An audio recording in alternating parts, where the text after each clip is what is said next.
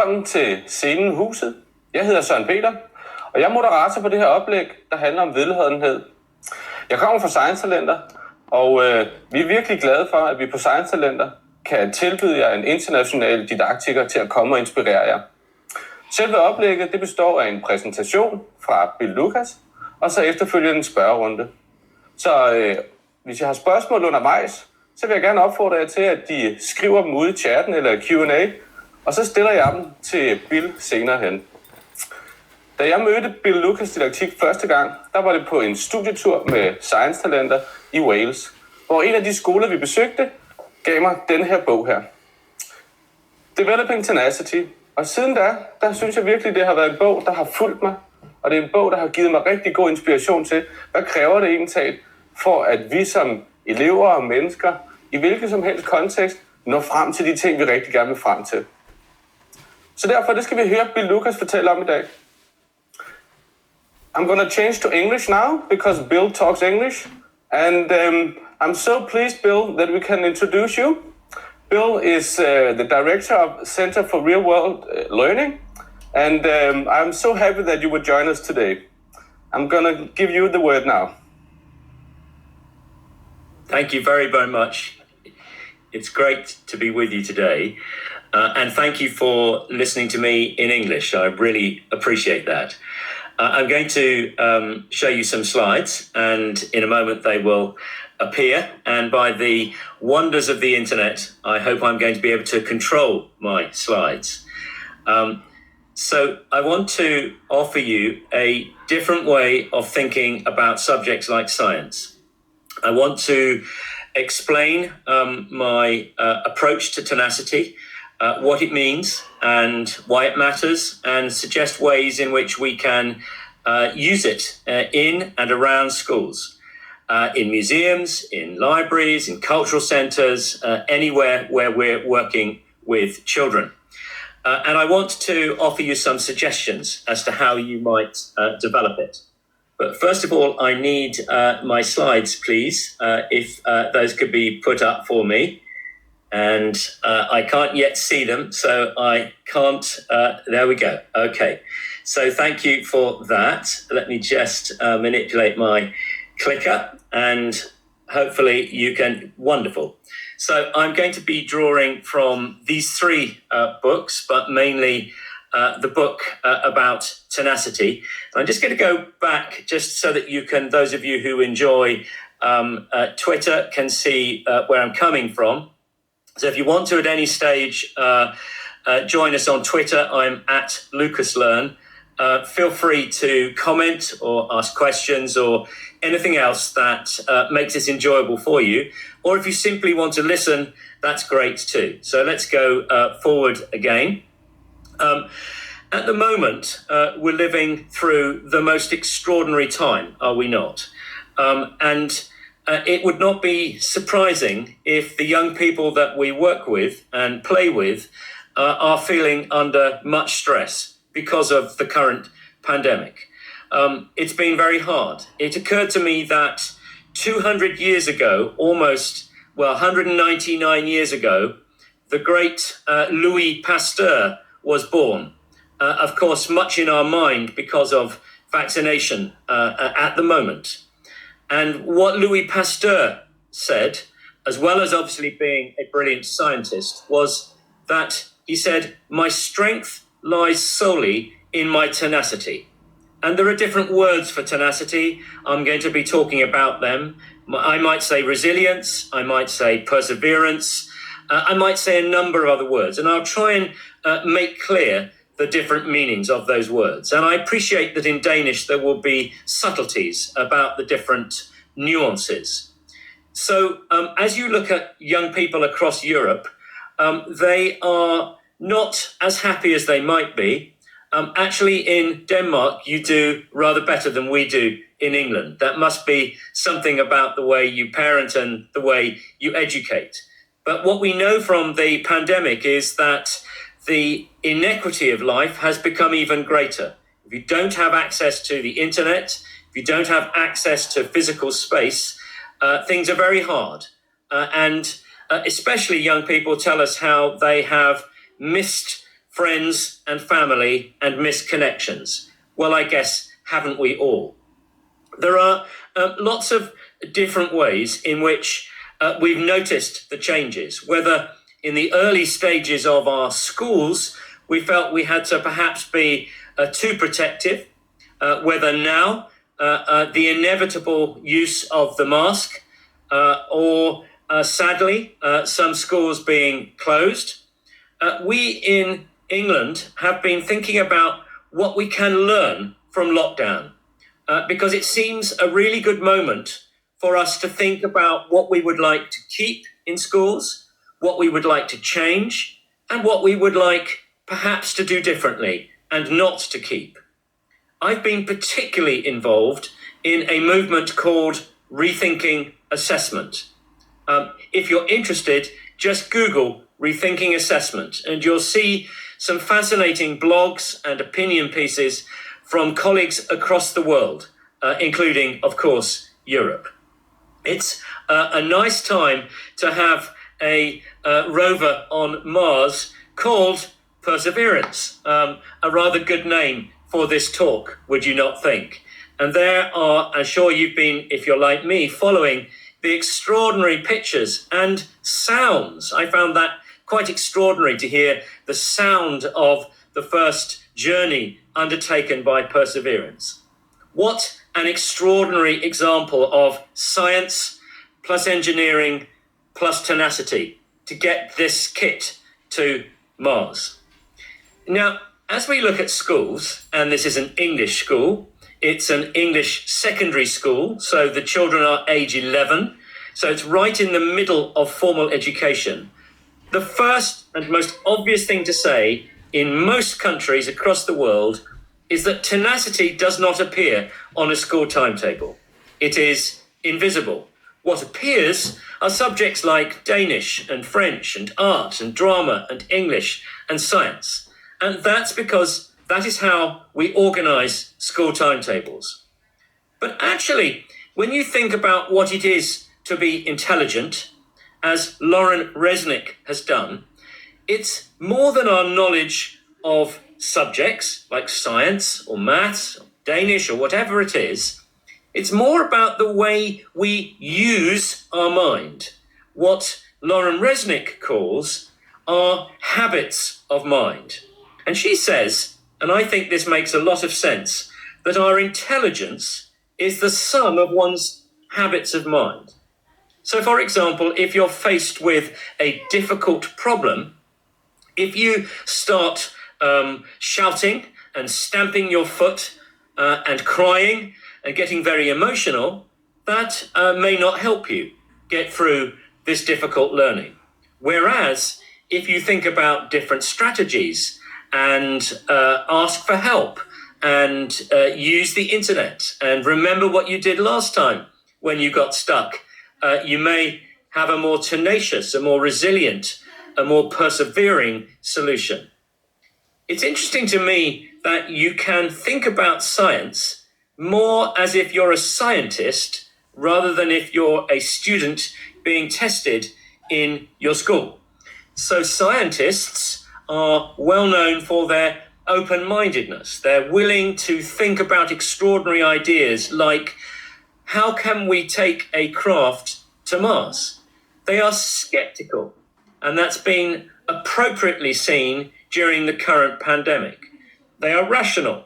They want to see some evidence. They try to be objective. Politicians across Europe during the pandemic have often stood next to scientists because politicians are less trusted than scientists. Of course, scientists are curious, and I'll come back to that because it's a very, very important idea, I think, in education. Scientists sometimes mistrust what they read in their newspapers, and sometimes they need to suspend their beliefs in order to get to the evidence. If you like this, you can see the reference from where I've taken that example. In my own work in the UK, I've been focusing on STEM, on science, technology, engineering, and maths. And with the Royal Academy of Engineering in London, England, we've developed a model that you can see here. And around the edge of the model, you can see some useful habits of mind, like open-mindedness and curiosity and collaboration, and of course, ethical matters too. And then in the middle there, you can see 6 engineering habits of mind: systems thinking, adapting, problem finding and problem solving, visualizing, and always engineers always trying to improve things. I offer those to you because they may be helpful when it comes to thinking about tenacity. More of that in a moment. Some people at the moment, when they look at schools, are thinking about the expression 21st century skills. And I understand why we use this phrase, because when in 1999 we saw the clocks moving forward to the year 2000, it was a magnificent, extraordinary moment as we entered the 21st century. Not the new century, but the new millennium. And there was all sorts of talk about how schools need to change, and I agree with that, and how schools no longer need to teach anything because we have Google and the internet to search. Well, we do have Google and the internet, but when we use the expression 21st century skills, it seems to me lazy. It sounds evangelical. And I would prefer to be more scientific, because I think we know quite a lot about the kinds of skills that have always been valuable and the kind of skills that are especially important now, like tenacity, like collaboration, like creativity. So I'd like us to stop talking about 21st century skills, and I want to take you back. I took you back 200 years for Louis Pasteur. Now I'm taking you back 100 years to a book, Character Power. And if you look very carefully, you'll see that there are some interesting words on that document. And one of them, you can see it in the bottom left-hand part of the screen, and I've just surrounded it in a blue squiggle. You can see the word grit, and then you can see persistence further up on the left-hand top section of that cover. This is 100 years old, and here are some of the words that somebody who believes in character or the other things that we learn in life, as well as subjects and knowledge, feel is important. And here is Angela Duckworth, the well-known American academic who's written so much about the importance of grit, which she defines as passion and perseverance for long-term goals. I think that's an aspect of tenacity, and I'll come onto that in a second. So, as we look about the world at the moment, there is a global movement to think more about what we need in schools.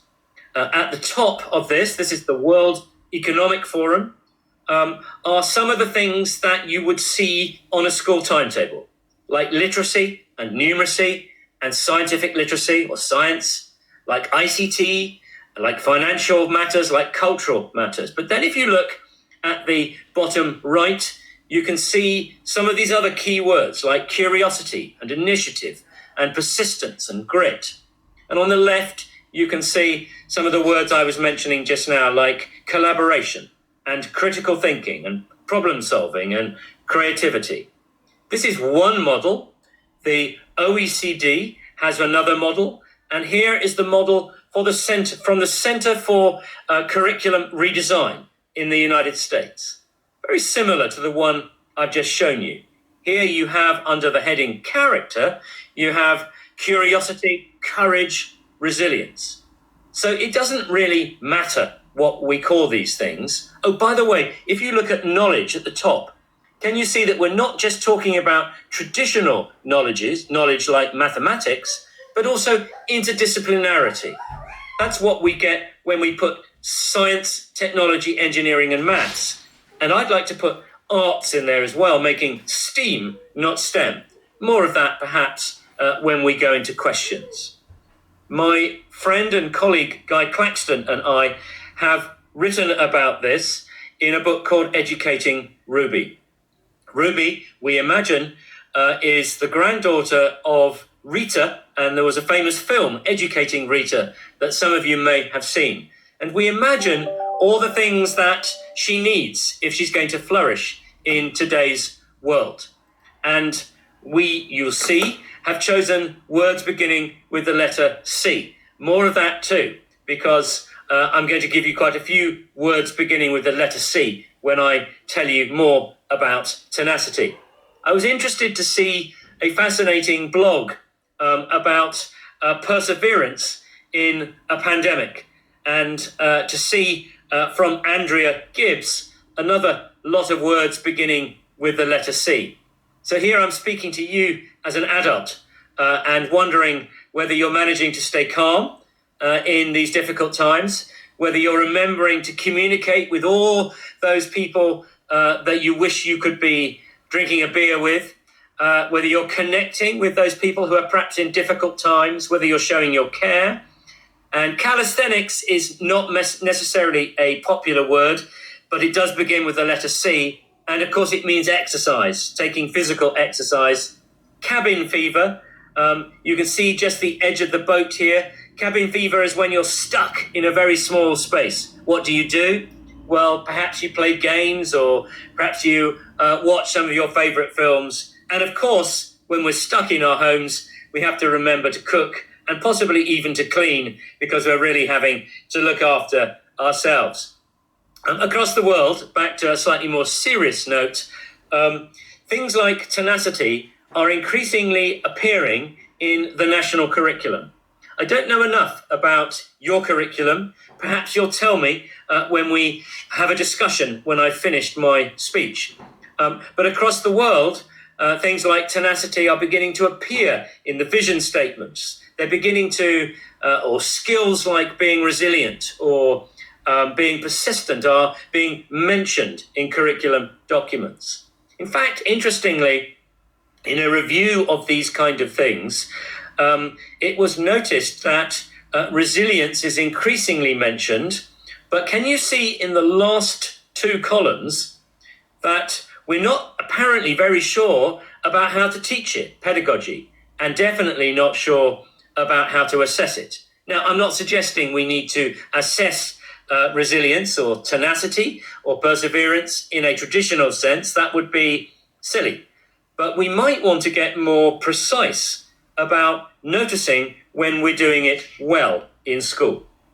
Lauren Resnick has a nice expression to describe the environment that we need to put young people in if we're going to help them develop resilience. Resilience being able to bounce back when things go wrong in the short term.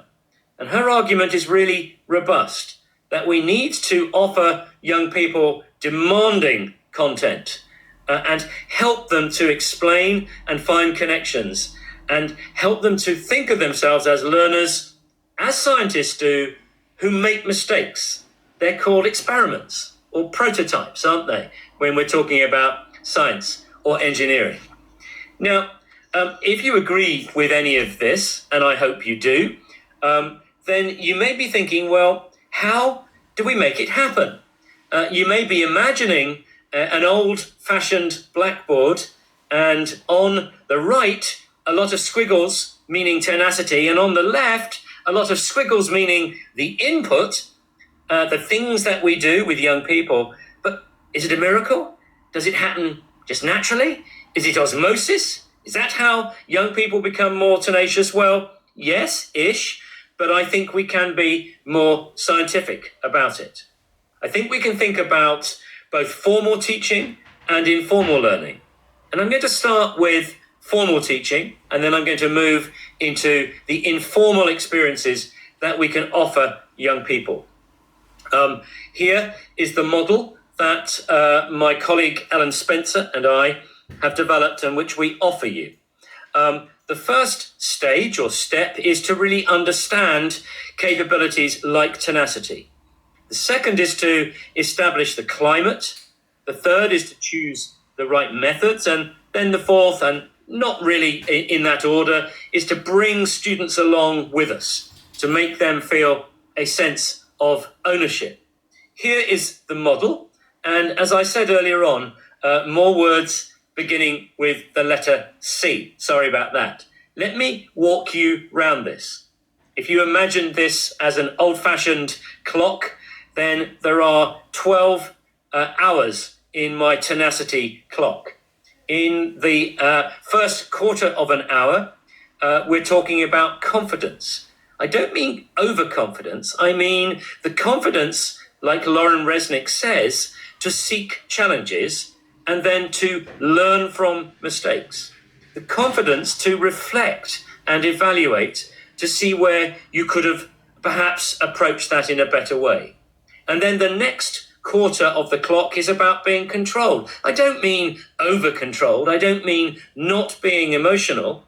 I mean being able to keep your emotions under control so that you can really work at things, so that you have routines sometimes to keep you going when you get stuck or when you hit something that's really tricky.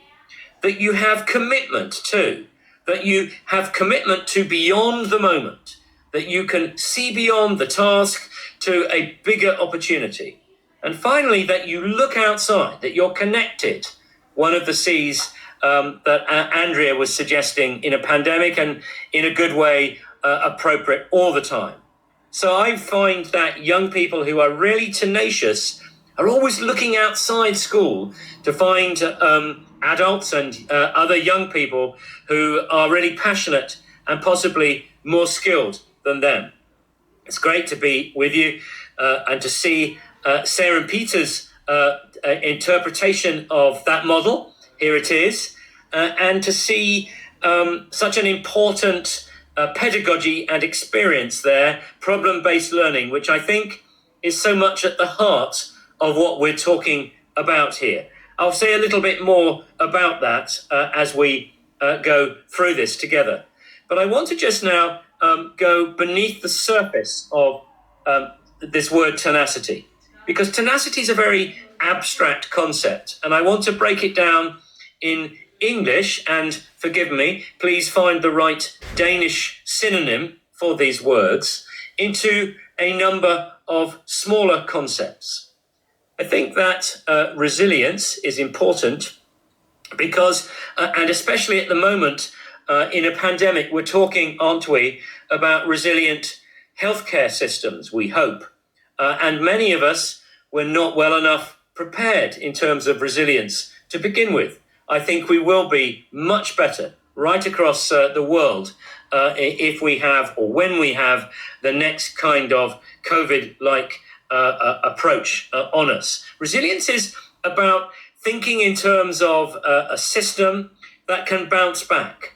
In an engineering sense, it's about bounce back ability, being able to respond when something goes wrong.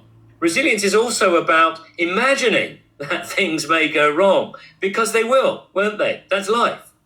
At its very smallest, I think the smallest unit of tenacity is persistence. Persistence is when you say to a young person, I want you to give this a go, please. Whether it's something they find difficult in maths or spelling in Danish or understanding how they can learn a new move in dance or whatever it is. Persistence is a focused effort over a small amount of time. A bigger version of persistence is perseverance. Perseverance is persistence over time. Perseverance is when you notice a young person is practicing a musical instrument over a long time and getting better and better, or learning a new skill, perhaps on the sports field, that kind of example. As well as persistence, we have the very focused word grit, which Angela Duckworth uses today, and which you will remember from my book cover, which came from Canada, by the way, 100 years ago. So this word grit is not new. It's been around for about 150 years. And this is where we get passion attached to the idea as well. I think this is really important. I think as educators, we need to find young people's passions and develop them. Of course, there's some self-control, some management of our emotions, and what Carol Dweck calls growth mindset. That belief that if we put effort into something, we are likely to get better at it. There's an old joke that goes, it's funny how much luckier I get the more I practice. And it's often spoken by sportsmen and women, which of course means that they practice a lot. We can practice to be tenacious. Here's my breakdown, or not mine, this is Anderson and Costa's breakdown of what it means in practice to persist. Here are just, in this mind map, 5 clusters of very practical things that you can do when you get stuck, because tenacity is the way we overcome getting stuck, and persistence is the small unit of overcome something when you get stuck in life or in your home or in the classroom or science lab at school. And so what do? Well, you might leave it. This is a really good adult strategy, isn't it? Go away, take a walk, or go for a run, or have something to eat. Or you might think, where did I come across this in the past? And you draw on your previous experiences. Or you might need to collaborate and online or face-to-face, talk it over with others. Or you might try a different way. As Einstein is often quoted as saying, it's a sign of madness to constantly try the same method if you're not getting any change. Or you might need to break the task down into smaller steps. I'll say a little bit more about that in a moment. What I suggest is that, and you may like to think about these as we go through, as I show you some examples, that there are some signature pedagogies. That's to say, some teaching and learning methods in the classroom which work really well. Problem-based learning is one. Inquiry-based learning, where we really capture young people's enthusiasm. Learning that is authentic. I'll give you some examples that takes young people out of the classroom, working with others outside, and so forth. I'll give you more examples. Let me just take that model and go a little deeper into it. I'm not going to go right round the clock again, although I will give you examples in a moment. Let's focus on the second quarter. So between 3 o'clock and 6 o'clock, if it were an old-fashioned clock. Let's look at deliberate practice.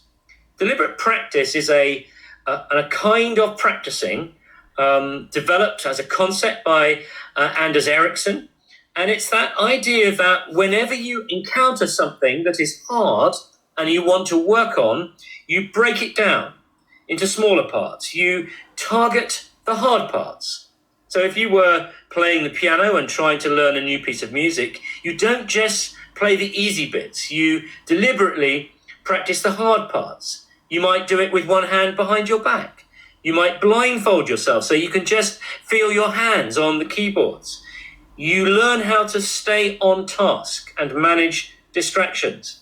You practice, not the piano because you can't move it, but you practice in different places. Really important for sports people, isn't it? Or you ask for feedback. How was that? How did I do? All of these things are the sign of a tenacious learner becoming better at persisting and persevering over time. Just one more example from the third quarter, the committed part of this model. And here I'm just going to take the example of reframing. Reframing, the idea that if something goes wrong, you don't immediately fall apart, but you think, okay, that hasn't just happened to me because of me, or won't always be like that, or isn't affecting everything else I'm doing. I can come back on this and I can give it another go. I just need to revive my, we've lost something there. Just hopefully I've not lost it for good. There we go. Just bear with me 1 second. And there we go. me showing a bit of tenacity in the middle of a performance there. Let's look at the climate now, the kind of culture in which we can encourage young people to constantly be becoming more tenacious. Look at those 12 examples there. And I would love you just to think for a moment. I'm not going to test you, but as you look at your world, both you as an adult and you as an educator, or you as somebody working in cultural or scientific organizations, are you able to do these things? It's a nice little activity I sometimes give educators here. It's to ask yourself the question, do I never do this? Do I sometimes do this? Do I often do this?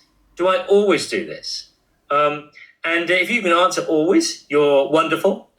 You are Louis Pasteur, or a great inventor or a great artist. But most importantly, somebody who's able to be tenacious in a number of different contexts. Of course, the thing about tenacity is that we may be able to be resilient in one place, but find it a little more difficult in others. We need to practice, and that's at the heart of this. Let me take you on a little tour now of informal examples of learning. And here I'm going to be drawing from a second of the three books I showed you, the book called Zest for Learning. Zest, if I were speaking French, would be joie de vivre. I don't know what zest is in Danish. Another word would be gusto, or relish, or excitement, or enormous curiosity. And I think this is where we're going now, that it's our job to create opportunities. I'm going to call them signature learning experiences for young people that help them find their passions, that help them fill their life with energy. The wonderful Ken Robinson, whose TED Talk about creativity is the most watched TED Talk of all time, talks about the element, about young people finding their element. And I think this is a really key idea. The element is the thing that gives us joy, the thing that turns us on, the thing that we love to learn and find out more about. And he reminds us that when we're in our element, when we're doing something that we love, even if we're tired, then our passion and our commitment enables us to find more energy. I love that idea. A long while ago, the great educator John Holt reminded us, and this is at the heart too of tenacity, that we don't need to fret precisely about what young people need to know, but we need to teach them how to learn. And of course, a huge part of teaching people how to learn is teaching them what to do when they get stuck. That's to say, to be more tenacious. As Antoine de Saint-Exupéry put it, true happiness comes from the joy of deeds well done, the zest of creating things new. Actually, he didn't say that. He said it in French, and I've translated it. So let me leave you now with some examples of wonderful educators. I'm sure you have many yourself, but I hope some of these just might strike a chord with you. So if we're trying to think about how we build that love, that curiosity, that passion for learning in young people, at the same time as teaching them and equipping them with all the strategies that go to make you more tenacious, how might we do this?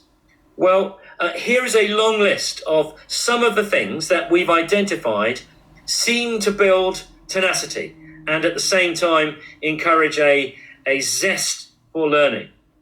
So you will notice that a lot of these take place in and beyond school rather than just in school. And I'm just going to exemplify a few of these. Take your pick. This is a smorgasbord of different experiences, and maybe it'll stimulate some ideas that you'll share when I have a conversation with you in a moment. One of the most powerful ways, I think, back to my STEAM, not STEM, one of the most powerful ways of building tenacity is through the arts, is through music and dance and drama and all those other things that we can do. Here is some work we've been doing in Wales, in Welsh schools, in Welsh secondary schools, using our approach to creativity. Here's an example from a scheme that we call D of E, short for Duke of Edinburgh, which is a national scheme to encourage young people to go away from home and take appropriate risks. And to do that, there's a volunteering component, giving time to good causes. There's a physical component too, and there's a skills component. And it's all wrapped up in a portfolio of evidence which young people can have, as well as their more formal school qualifications. I'm sure you have something similar. And if not, you have a school-based example, perhaps, where you're encouraging young people to volunteer. Of course, you have access to plenty of water, as do we in England, and teaching children to sail is a wonderful way of building their tenacity and their zest, because when you're sailing, things often go wrong, don't they? The water or the tide or the wind isn't in the right direction, or the other members of your crew aren't quite doing what you would like them to do. All of those things can be challenging, and that's the point. You feel great, don't you, when you come back from your learning and you warm up and you have a mug of whatever you have to warm you up to drink, and you reflect on what you've learned from that example. And it might be in a cultural museum, in a science museum, where you're able to see at firsthand artifacts and inventions and prototypes and physical objects that can help you to see within the space, to understand how one person's curiosity has over time, with their tenacity, has developed extraordinary things. Of course, it's great to give children as many opportunities as possible to practice. It could be small children here doing a show and tell, where we learn a lot, don't we, both emotionally and in terms of our emotional self-control and in our ability to just hold our breath and count to 10 and manage our emotions and all those important routines. Or perhaps it's a larger stage example of where through our practice and our resilience, we've got to a place where we can perform with some confidence. Or here, it might be that we deliberately look to learn from going away from school, from trying out something that we can't get at school, a new skill possibly, and working, as my model suggests, with experts, with people who are really, really good at something, who can inspire us along the way.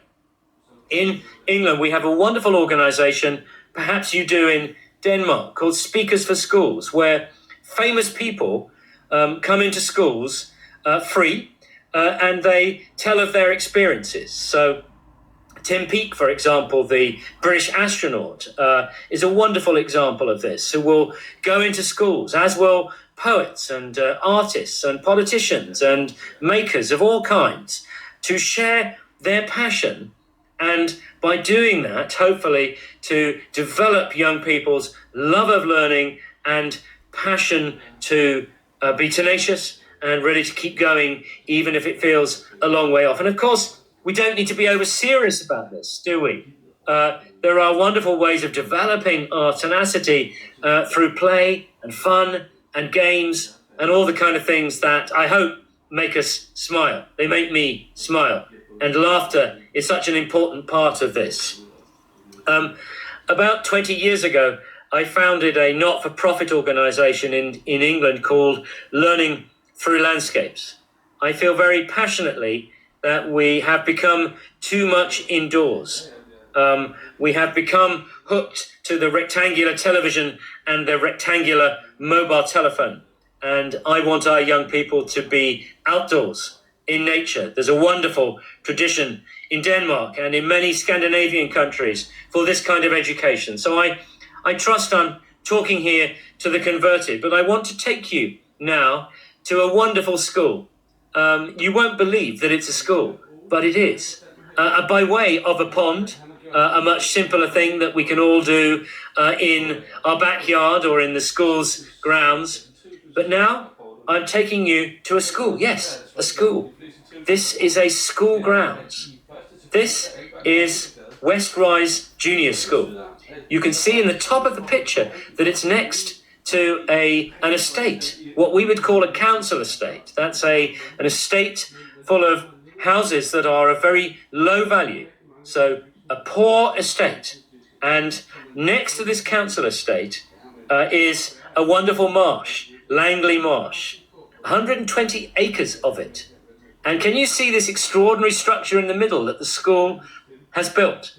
The school has taken on the management of this beautiful wetland. And not just content with doing that, they've decided that they want to help young people build structures from natural materials, which they'll then use as an outdoor classroom. And not content with that, they thought they might like to introduce some Asian water buffalo. And not content with that, they thought they might like to build young people's tenacity and care by taking responsibility for looking after those extraordinary water buffaloes. This idea of openness to experience, one of the 5, 6 psychological big traits, is a really important aspect of learning how to be tenacious, learning how to stick with it in a whole range of different contexts. I mentioned sailing earlier on. We work a lot with the Royal Yachting Association. And you'll see at the bottom of this, I hope it's visible on your screen, words like creativity and teamwork and determination and confidence and independence and communication, all the kind of things that I've been talking about. And I believe young people can learn when they get wet. 2 more examples that we featured in our book, Zest for Learning. One is now in Perth, in the west of Australia, and it's a wonderful group of educators working with primary and secondary children. Lots of outdoor work because the climate is so lovely in Perth. And Form is a community arts organisation. And here you can see they're doing a nice piece of outdoor design and technology. And then they're coming together to look at how you might be able to use a language, a more reflective language, actually our model of creativity, to describe what they did when they were stuck and what they might do differently. And what did you do when the ball rolled down that way rather than this way? And how could we change that? And you can see a kind of natural questioning and a natural curiosity being discovered. And to finish this, let me take you to a beautiful small town in the south of Chile. It's a little place called Frutillar, and it's about on the same level, but in another part of the world. So we're in South America rather than in the Southern Hemisphere in Australia. And a wonderful school, Colegio Copernicus, and they too, using the natural resources of the outdoors and using all the first-hand experiential learning opportunities that are at the heart of inquiry-based and problem-based learning, which is so central to this. And they've translated, if you're a Spanish speaker, you'll see our model of creativity to help them do it. Now, I was asked to speak for 45 minutes, and I'm pretty close to time, I think. And so just to conclude now, all of those things are in one of those 3 books, especially the middle one. Thank you for waving the book, Sarah, at the beginning of this.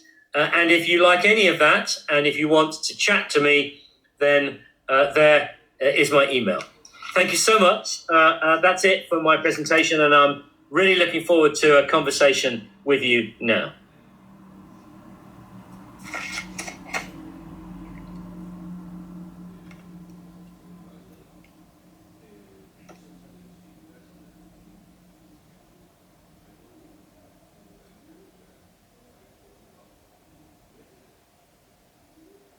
You can hear me now, is that correct?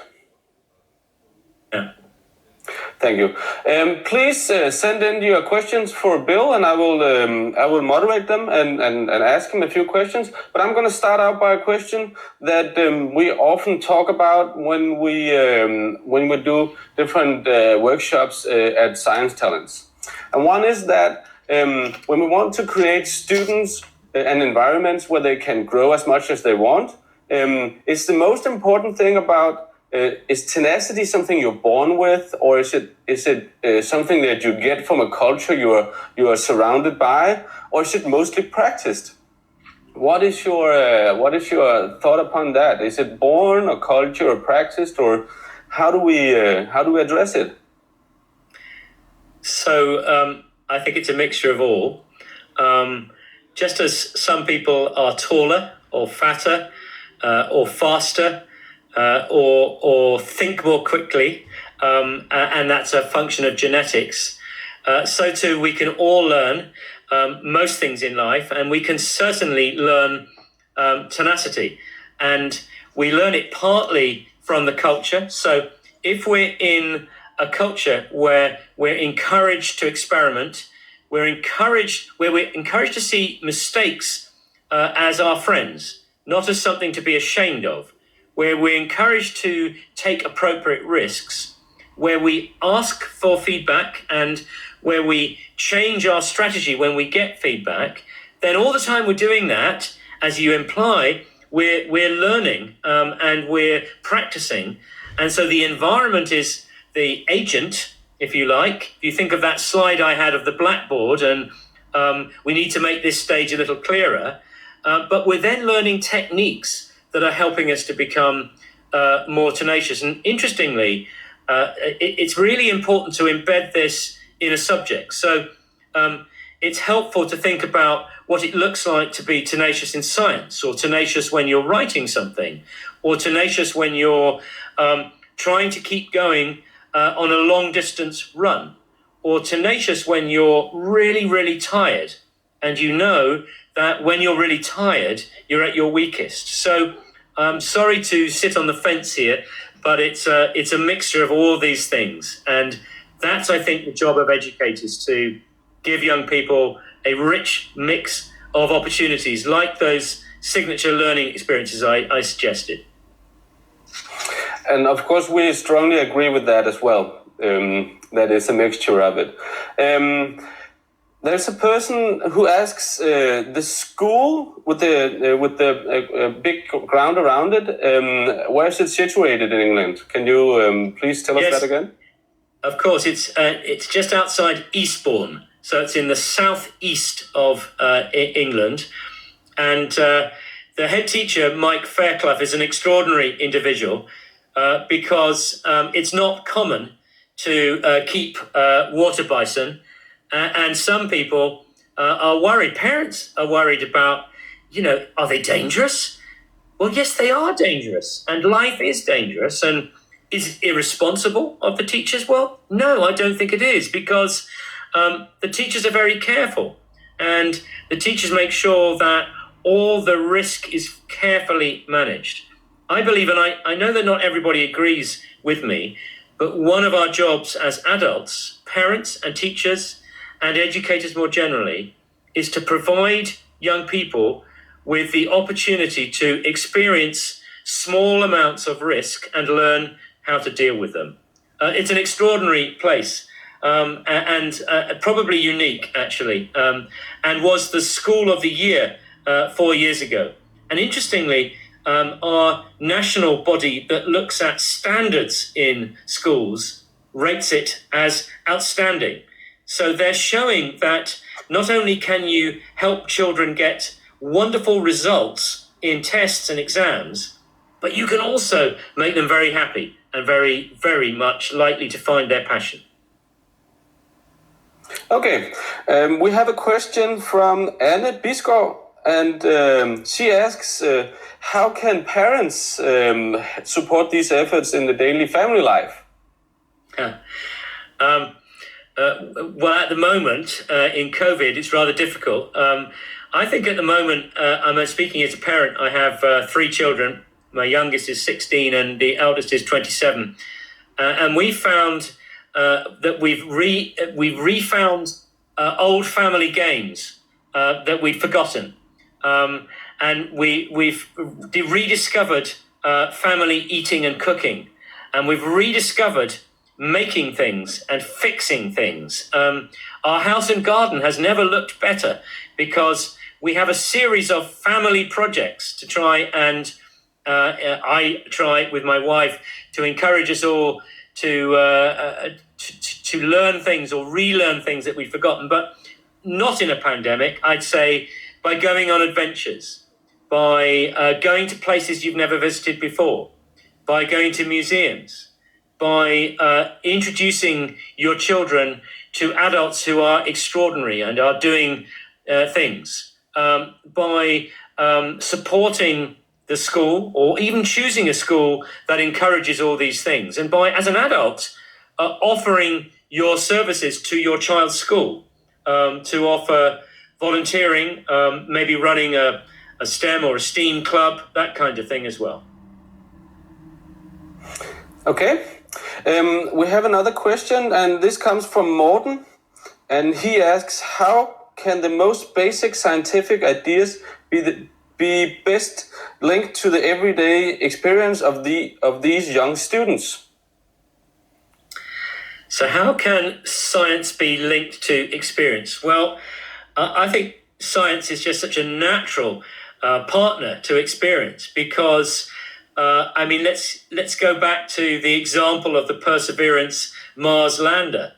I mean, that was on the screens, whether the small screens of young people on their phones or the large screens or on newspapers, and it was asking so many questions. How far away is Mars? How do you get a machine to stop moving so fast and land safely? What delay is there between what the machine does in Martian time and us now? Would it be possible to send a command to stop the descent? No, because the time distance is too great. Or if you're looking more locally, I think, sadly, the pandemic has taught us about so many things to do with the science of infection and infection control. It's taught us about statistics. It's taught us about modeling. It's taught us about risk. But you don't need to look at the scary things or even the very, very big things. Just look around you. Look at it's spring. Look at all these things happening, coming up that weren't there before, or they were there before, we just didn't notice them. By the way, I don't know about you, but I'm really loving spring this year. I'm loving noticing things with fresh eyes, partly because I've not been able to go to all those places I was showing you because I'm stuck at home like so many people. So I think science is another way of saying, what is it that we're curious about in our world?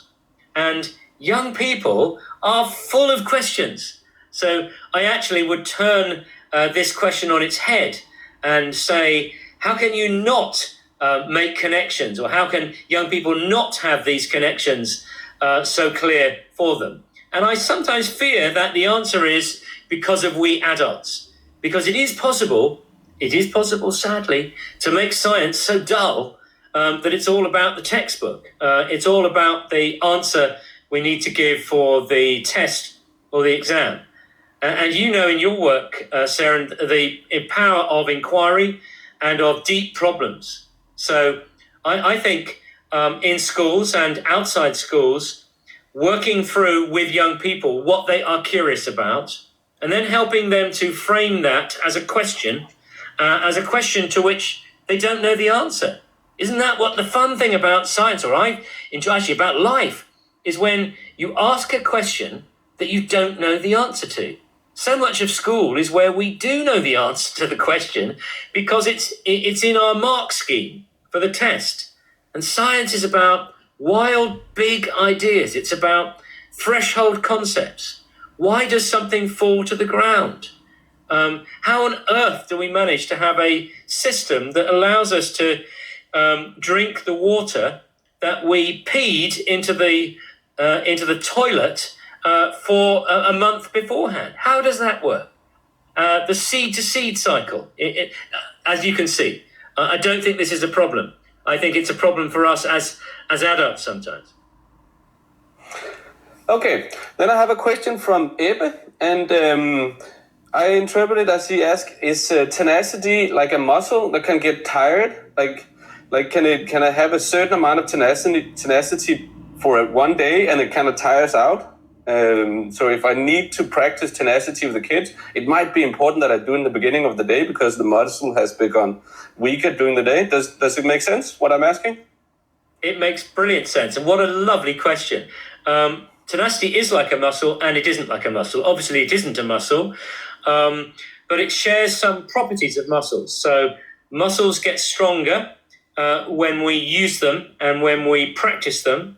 They get stronger when we exercise, but they get weaker if we over-exercise. And a number of researchers have found that some aspects of grit and of emotional self-regulation can get worn out, can become dissipated. So I don't think it's quite a question of the time of day, but I think if you are very tired, or if you are unwell, or if you've been trying very hard for a long time, then the best thing you can do is to take a rest. You may remember from the mind map of persistence that I showed you that the example at the very top was to take a break. And I think there's a lot of truth in that. If a bit like if you think of the Archimedes example of Eureka, the moment in the hot bath when Archimedes apparently discovers how on earth he's going to work out the weight of the crown. And as he's lying in the bath, he gets this idea of how, I can't think of the right Danish term, but how he might work this out. And sometimes I find that going for a run or having a shower or going for a walk or having a break is what you need. So yes, it is like a muscle, and yes, you can overdo it, and yes, you do need to look after it.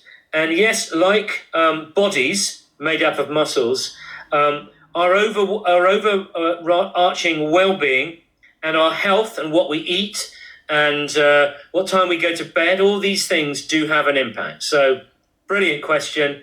And yes, it is like a muscle, but not a muscle.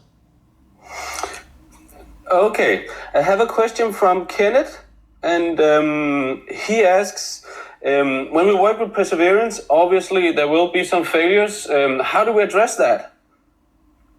So I think, first of all, you encourage young people not to see failure as failure, but to see it as a prototype, to see it as a first draft of their novel, to see it as an experiment in their science lesson, to see it as an improvisation on the dance floor. So that's a really fundamental approach. And if you're not familiar with the work, I've quoted her, but the work of Carol Dweck and the idea of growth mindset, I think it's a really, really important concept. So we can create the climate in which it's absolutely okay to make mistakes. That's the first thing. The second thing is that we then equip young people with practical tools for what to do if they get stuck. There's a really nice example I know, well, two actually. One example of a teacher who helps her students to brainstorm examples of what to do when you get stuck. and they put it on a big poster on the wall of the classroom. So if Jane says, I'm stuck, I can't do this, the teacher will, in a kind way, just point at the poster and say, try one of these ideas, Jane, and see if that helps. And off Jane goes and she tries it. There's a really nice little thing that teachers can do, which is a tactic, and it's a bit more than that. It's about creating the culture. We call it 3 before me. So next time, if you're an adult and somebody in your class or your kitchen says, help, I'm stuck, rather than rushing in and helping them, you might like to say, well, please ask 3 other people before you ask for my help. This works really well in a classroom context. So you are saying to the child, go and ask 3 other people before you ask me. But what you're really saying to the child is that quite often you can get unstuck if you take the right tactic yourself. So a combination of culture and teaching very specific methods. Okay, then we have a question from Annette.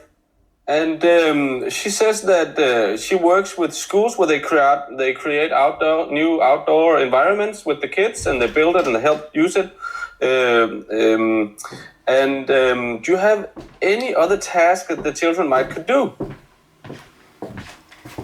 Outdoors? Yeah, to help